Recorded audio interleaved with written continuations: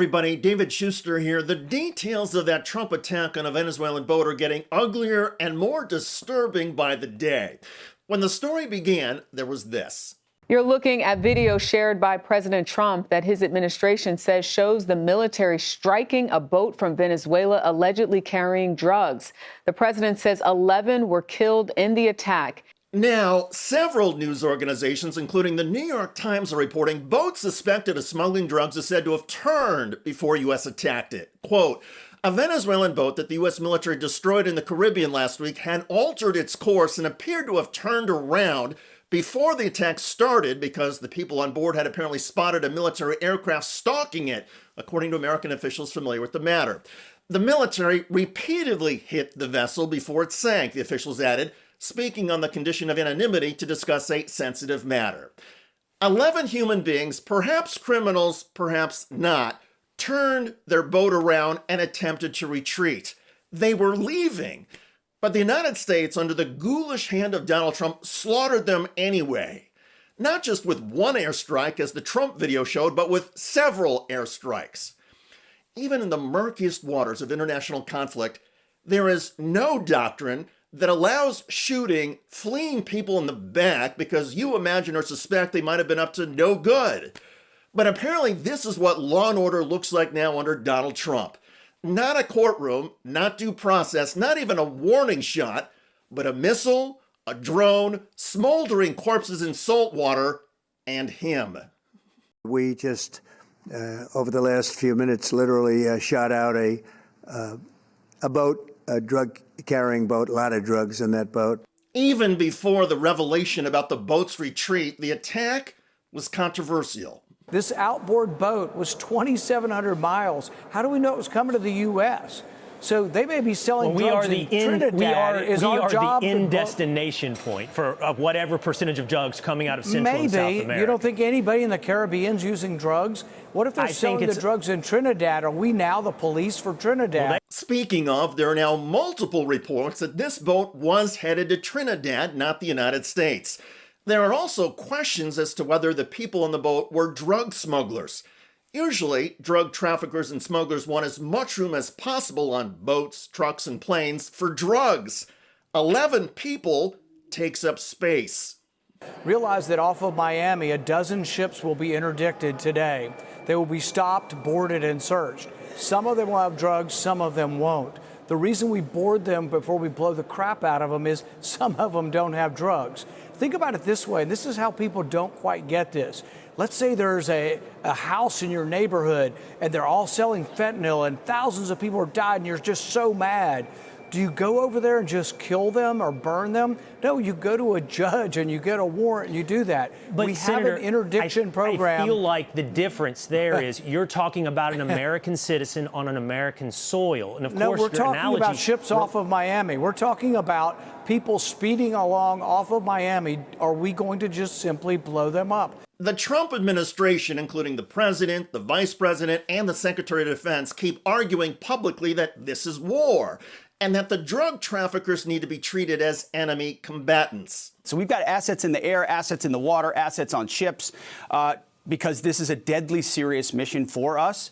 And it won't stop with just this strike. Anyone else trafficking in those waters who we know is a designated narco-terrorist will face the same fate. And it's important for the American people to protect our homeland and protect our hemisphere. But if our homeland and our hemisphere are under assault, the administration should go to Congress and get a declaration of war. Have Congress vote to approve military attacks like this. Make the argument that the drug traffickers are literally poisoning tens of thousands of Americans every year. But the Trump administration officials will only make that argument on television and on conservative cable news. There has been no lobbying of Congress for military approval. There have been no hearings, no testimony, no following the Constitution, just killing people on a boat that had turned around in retreat. Either it was an act of war, and if it's an act of war, it was never declared by Congress, and only Congress has the power to declare war.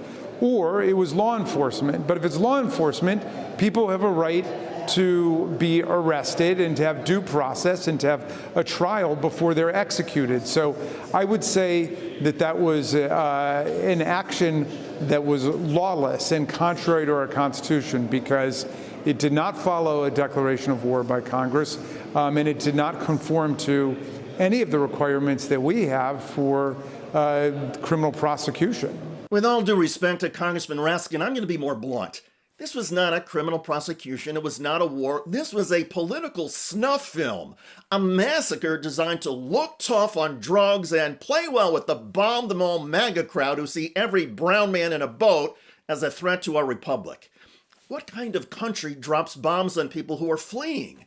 What kind of government, civilized, democratic, even minimally sane, declares itself at war with an outboard motorboat 2,700 miles from the United States and then opens fire even as the boat turns tail? What's next? Airstrikes on jaywalkers? Drone executions for overdue library books? Seriously, if we are going to retain even the frail illusion of the rule of law, we must call this what it is: a murder, committed not by some foreign tyrant, but by our own executive. And by Donald Trump doing this in our name, with our taxpayer dollars, under our U.S. military banner, the stain is ours as well. And here's what needs to be done now. First, there should be an immediate independent investigation, one that does not take at face value the Trump administration's self-justifications. Second, there should be legal proceedings against those who, without regard for law or life, ordered or carried out this attack.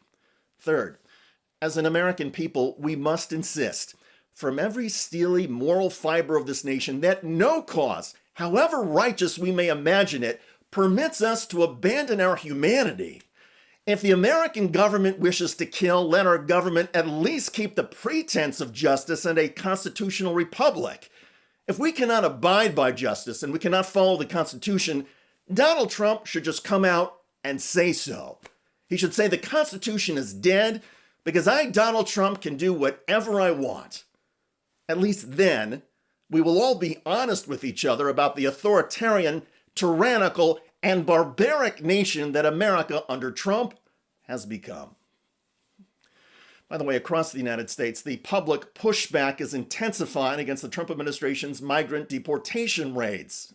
In Rochester, New York, this Immigration and Border Control vehicle had all 4 tires slashed.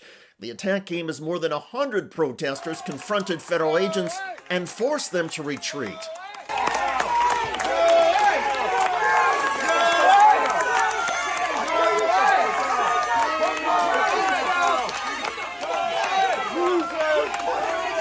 The agents had tried to arrest residential construction workers, but neighbors and activists, including Rachel Barnhart, who recorded this, heard about the raid and swarmed the site. In this video, you can see the Border Patrol car with the tires slashed. A nice supervisor pleads with the protesters to let the agents leave. You fucking lose! You lose! Protect my workers! Let them leave! Stop it! All right.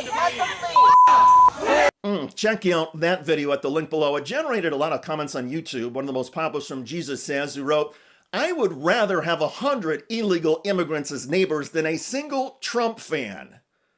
Indeed. I look forward to reading your comments about the Trump administration bombing and killing 11 people on a boat near Venezuela, even after the boat had turned around and was in retreat. I'm David Schuster. Thanks for joining us.